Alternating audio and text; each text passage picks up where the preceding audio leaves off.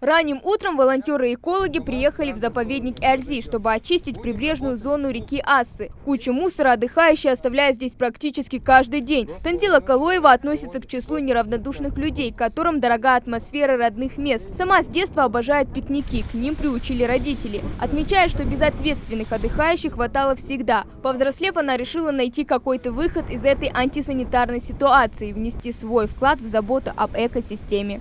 В 2018 году Машук дал мне такую возможность, я поучаствовала, и это был для меня большой опыт. И после первого моего выигрыша, когда я уже реализовала в 2019 году, в прошлом году мы подали заявку на заочный грант. И опять же выиграли, и поэтому это теперь мой второй опыт, и я очень счастлива, что добилась этой цели, что смогла хоть какой-то участок очистить, сделать хоть как-то лучше природу.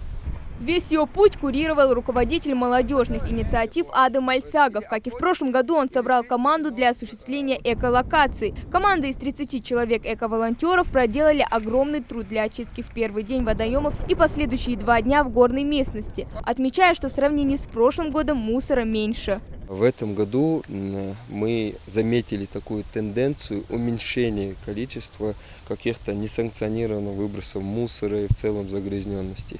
С чем это связано, довольно сложно судить. Может быть целый комплекс причин и меньшее количество отдыхающих, или может быть повышение культуры, экологической культуры у населения.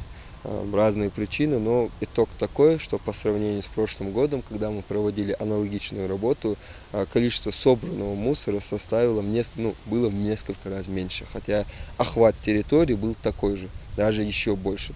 Вмешательство человека, даже самое незначительное, всегда отрицательно сказывалось на природе. Но во время отдыха, видимо, об этом совсем не думается. Голова болит только у активистов. В импровизированном субботнике приняли участие 10 девушек и 20 парней. Своим посылом они хотят достучаться до земляков.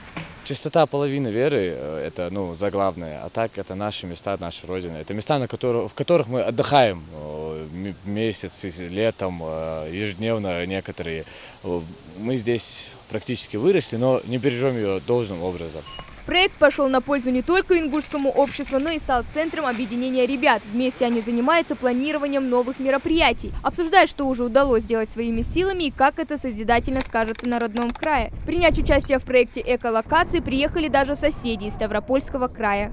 Это прекрасная республика, она всегда не перестает удивлять прекрасными местами. И, конечно, очень важно, чтобы мы соблюдали чистоту, потому что раз здесь вот такие вот прекрасные горы, такая прекрасная история сохранилась на территории Ингушетии, конечно, мы должны соблюдать чистоту, чтобы впредь мы любовались и дальше прекрасными просторами этой республики, чтобы наблюдали наши дети. По завершению 3-дневного проекта на берегу Ассы по пути во Внушки активистов ждала делегация Министерства природы и Комитета молодежи. Привезли экоработникам закуски, а затем уже на лобном месте подвели итоги акции. Ближе к вечеру собрание экологов посетил председатель правительства Владимир Сластенин. Вот так вокруг костра обсудили интересующие вопросы, поговорили о дальнейшем развитии молодежных организаций. Мы повстречались с активистами молодежи, с комитетом молодежи, с комитетом по туризму. И очень много узнали вопросов, проблем, которые волнуют нашу молодежь. Молодежь у нас прекрасная, хорошая. Оказывается, есть такие достижения, что и уже по Машуку мы выиграли гранты. 100%. Да. И очень полезный сегодня был сбор. Я думаю, нас поддержат во многих начинаниях, о чем сегодня просили ребята и по КВНу, и по проведению этих вещей именно на территории Ингушетии.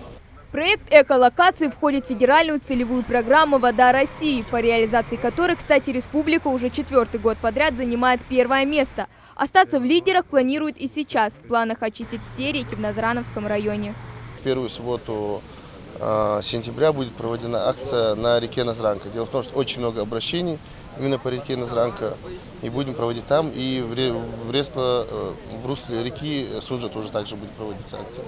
Еще как минимум 3 акции у нас в планах есть по очистке берегов. Владимир Сластенин поблагодарил всех участников за активный вклад в экологию республики. По словам Адама Мальсагова, в следующем году они собираются продолжить свою миссию по очистке зон отдыха. Хава Гагиева, Адам Гулоев, Адам Далаков, Новости 24.